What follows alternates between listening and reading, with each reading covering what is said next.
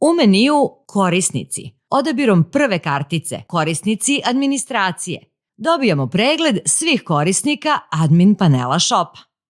Na ovoj kartici možemo dodati novog ili promeniti podatke za postojećeg korisnika. Nakon unosa podataka možemo podesiti nivo pristupa. Nivo pristupa služi da dodelite ovlašćenja modulima u admin panelu.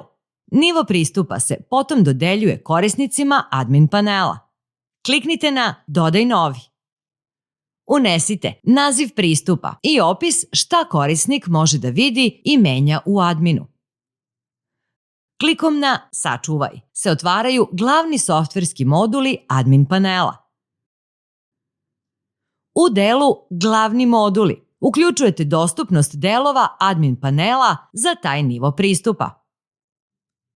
Delovi admin panela koji imaju strelicu sadrže dodatne akcije koje se po potrebi odobravaju ili ne. Kada ste obeležili vidljivost, kliknite na Sačuvaj. Nakon formiranja nivoa pristupa, otvarate karticu Korisnici i administracije. Birate korisnika i iz spadajućeg menija dodeljujete nivo pristupa.